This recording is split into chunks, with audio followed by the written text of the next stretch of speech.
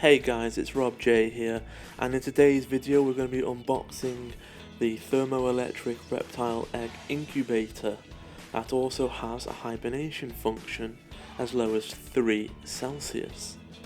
So I've had my eye on this incubator for quite a while once I realised it could solve all my hibernation problems, because where I live I don't have a garage.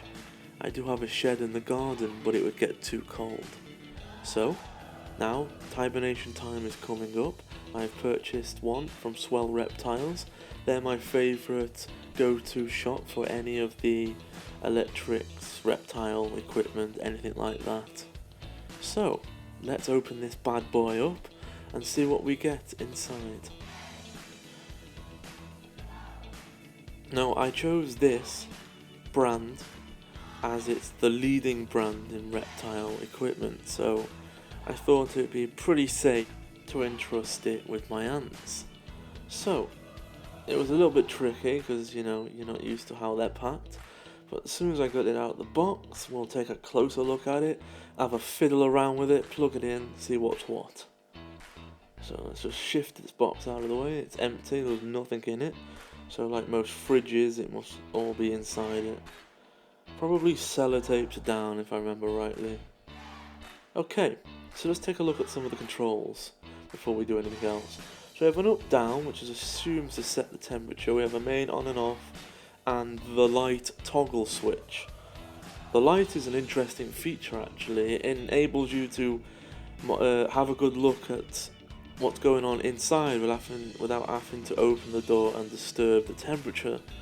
So I always liked that idea when I read it.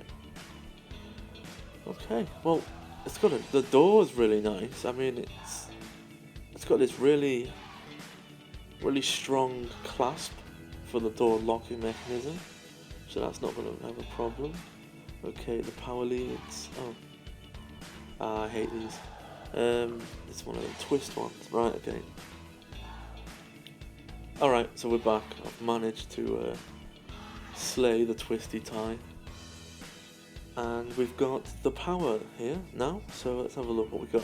So we got a 240 standard UK plug, and that's if I remember right, that's AC, and then we have a DC cigarette lighter for the car. So if you're moving your ants or anything you're using this for, you can put it into the car, plug it in, and it would keep them hibernated while you travelled. Excellent way of transporting a large amount of ants, I reckon. This model also comes with 2 egg incubation boxes.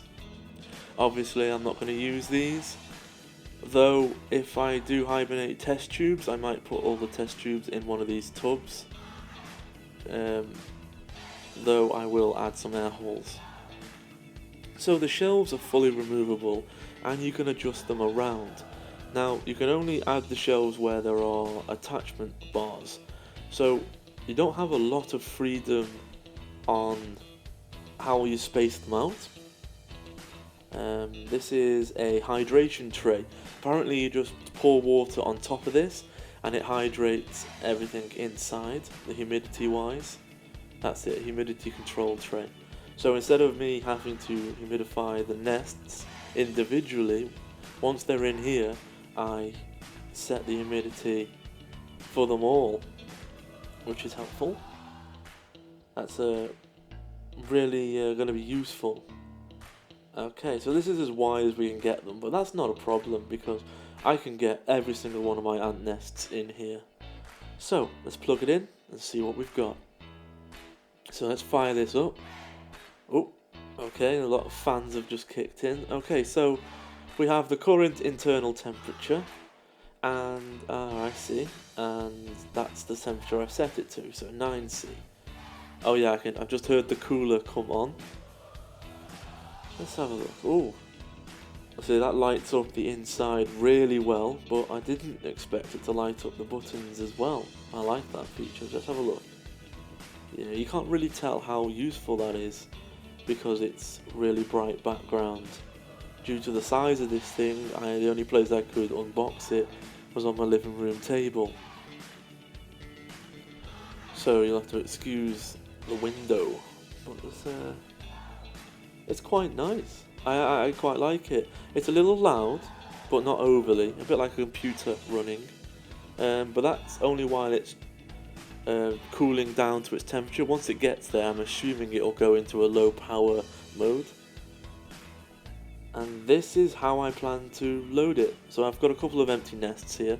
So what I'll do is I'll disconnect the nests from the outworlds, put cotton wool buds in the entrances, and then place the nests in like that. And you can, once you've filled the shelf, you can then start stacking larger nests on top of them, because it's going to be easy to fit everything in there, and that's gives you a little bit of an idea of what it'll look like when you come along, you light it up, have a quick look in, see how the ants are doing, and that's that. And obviously, because this is an incubator and a hibernation unit, it has heavy airflow and circulation, as well as it pre-cools everything before throwing it in. So for now, I'm going to store it on my shelf here. I might see if I can fit it somewhere nicer, but top and bottom of it is they're going to be in there quite a while, so it's not really a viewing period. So there will be hibernation videos coming soon. There will be the 6-month update, will be my hibernation setup, so you'll see my ants going in and in there in that update.